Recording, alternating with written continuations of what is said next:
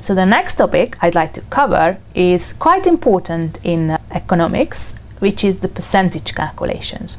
So just quickly go through some very basic percentage calculations. So what is 17% of 350? Well, we know that 17% is 17 out of 100, or you might recall from high school that it's also the same as 0.17. So if I wanted to calculate the 17% of something, the quickest and easiest way is to do 0.17 times 350. And you can do this with any kind of percentage. Just divide the number by 100 and then multiply that by the amount that you want to find the percentage of. Again, pick up the scientific calculator for it and just type in 0.17 times 350 and press the SD button to get the exact numerical amount instead of the fraction, so it's 59.5. So if it was money, 17, and let's say you needed to pay 17% tax, the tax you would pay for this price would be £59.50. Another type of calculation that sometimes comes up with percentages is when you need to find out what percent is 45 of £75, for example. So what percent, if you want to know what is the percent, you need to know what is the amount that represents the percentage, what is the full amount in the scenario. So in this case, I want to find out 45 as a percentage of 75. So 75 is the total amount, so the partial amount over the total amount, and because it's a percentage, we need to multiply this by 100. So again, having the scientific calculator makes our lives much simpler. Type in the fraction, put the 45 at the top, use the arrow to come down, type in the 75, use the arrow to come out from the bottom of the fraction, type in the times 100, and the answer here, nice and easy, 60%. So that was the second calculation. Now, it's very important to be able to calculate percentage change. So the price of a product changed from 55 to 57. What is the percentage change? So percentage change, by definition, is the final amount minus the initial amount divided by the initial amount and then multiplied by 100 to change it into percentage.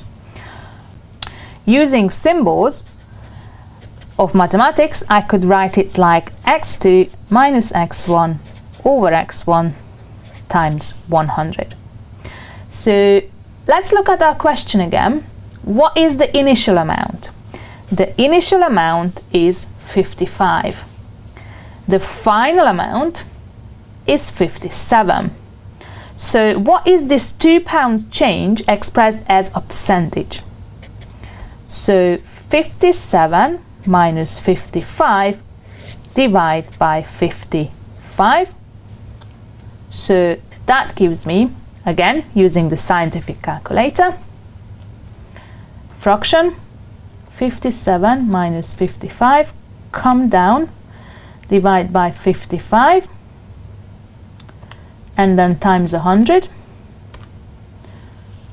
So times 100 equals, again, I've only got the fractional answer, so to find the decimal I need to press the SD button, and that gives me 3.63%. So that's a very small percent, but because it's a positive, I know that this is a positive price increase.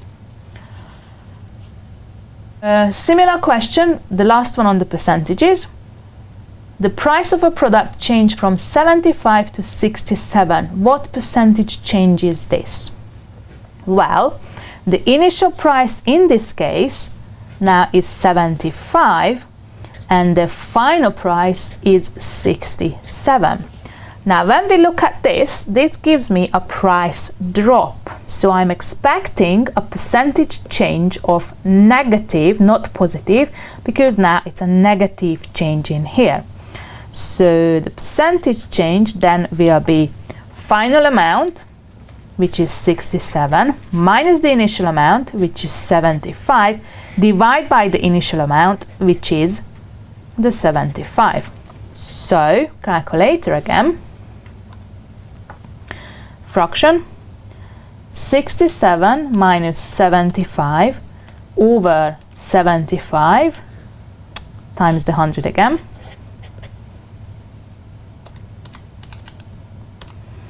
To get the percentage straight away.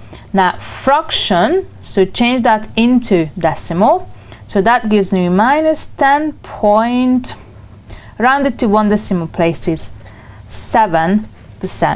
So when the price dropped from 75 to 67, that is equivalent to a 10, more like 11% price drop.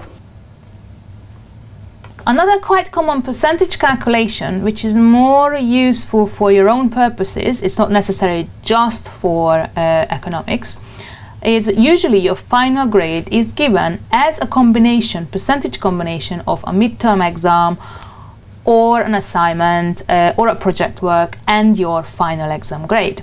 So, for example, for microeconomics for business, your final grade is 30% of your midterm plus 70% of your final exam. So, how can we use this calculation? What does it actually mean?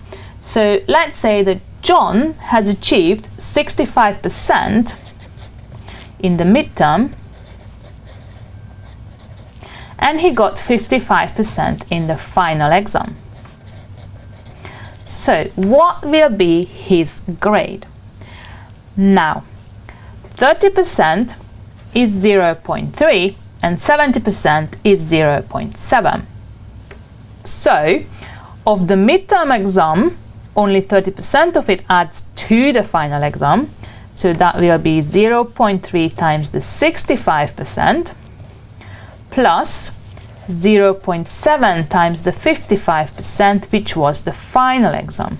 So again, using the scientific calculator, 0.3 times 65 plus 0.7 times 55 will give you an overall mark of 58%.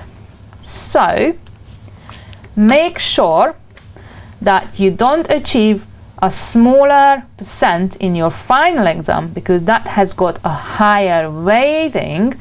So even if you do very well in the midterm, your final exam, because that's a higher weighting, can bring your score down. So make sure that you focus on your final exam as much as you focus on your midterm.